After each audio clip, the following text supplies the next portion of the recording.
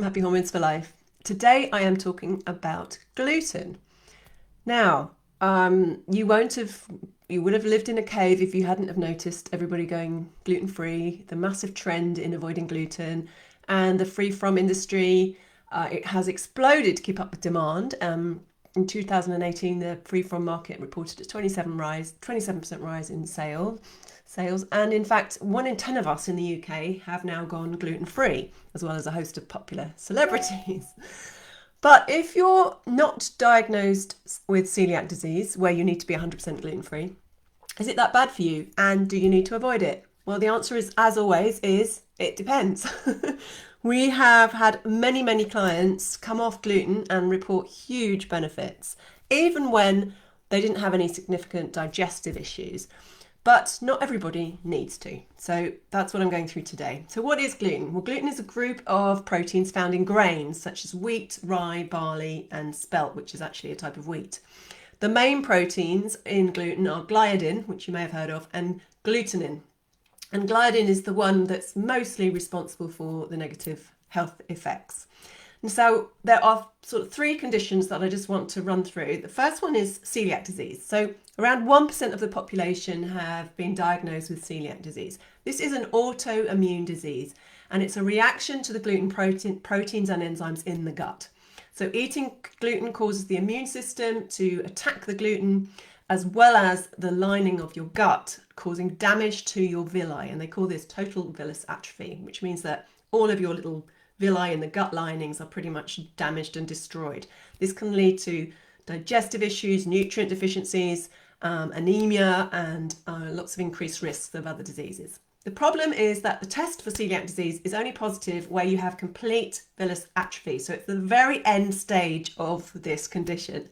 So for every person diagnosed with celiac disease, there are thought to be another 6 people that could have the disease but haven't been diagnosed, or they've had a false negative test due to the fact that they only have partial villus atrophy, partial damage, or that they have other proteins, not just the ones they test for. So that's celiac disease. And if you have that, you absolutely have to avoid gluten, whatever happens, because it's an autoimmune reaction. And then we have a whole host of people with a condition called non-celiac gluten sensitivity, NCGS. Now, this is the most common and under-recognized form of gluten-related disorders, where celiac is at the tip of the iceberg, if you like, the end stage of gluten sensitivity, fully blown autoimmune condition, and very damaged gut lining. Underneath that, there is a whole array of issues that gluten can cause, either on the way to or even without ever reaching celiac disease itself. And this is referred to as NCGS, non-celiac gluten sensitivity. And it's now recognised as a medical condition, where it never was before. It was always ignored before. It was always black or white. And now with this condition has been recognised for those particular people who are tested negative for celiac disease. It's not an autoimmune condition as such, but it cause an immune response to gluten, and that can cause inflammation, digestive issues, and actually systemic health issues. You don't have to have digestive issues to have gluten sensitivity, and that's one of the myths. You can get headaches and fatigue and all kinds of things. Okay, so that's the second one. The last thing is wheat allergy. Just going to mention it because it's not actually it's not an autoimmune condition. It's an immune reaction to wheat. So it's like a really true allergy to wheat. It involves IgE antibodies that attack the wheat protein. So you may be allergic to wheat, but be fine with other gluten-containing grains. But also you may have wheat allergy and gluten sensitivity as well. There are both options available.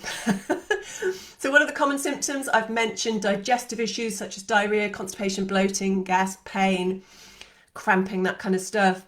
But as I said, it's not always gut related because symptoms can reach the rest of the body. They can include fatigue, brain fog, headaches, hormonal issues, weight gain, mood issues, joint pain, muscle pain, skin issues, and a whole lot more, because gluten can cause inflammation and symptoms can pretty much show up anywhere in the body.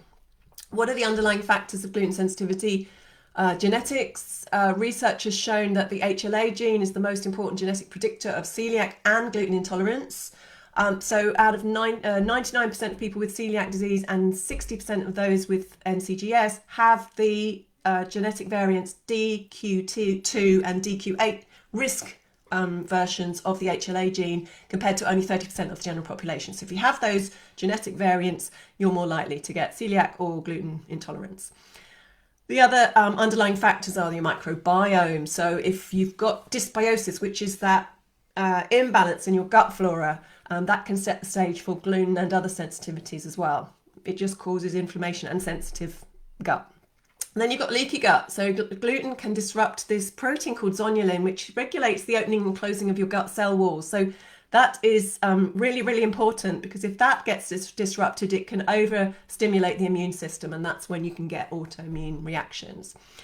So should you be avoiding gluten? Well, if you don't have any niggling or chronic health issues, or you haven't been diagnosed with celiac, then there's no reason to avoid gluten completely.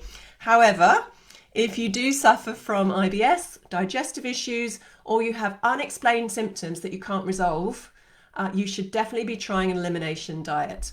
And we see this a lot with perimenopausal and menopausal women going through hormone imbalances. They seem to be more sensitive to foods, especially gluten. And when we take them off gluten, incredible how they improve. So it's always worth a try, just to see if it's a problem for you. Now, we would always recommend an elimination diet. So remove gluten from your diet for a minimum of 30 days, and then reintroduce it to see if symptoms come back. So if symptoms go away during the eliminations, or they get better and then they come back when you reintroduce, you're pretty likely to have a gluten sensitivity. Now, also, we would also recommend you avoid dairy as well for those 30 days, because gluten can often cross-react with dairy, and that's often why if you've got celiac disease and you've completely eliminated gluten and you're still having symptoms, it may be that you need to take out dairy as well.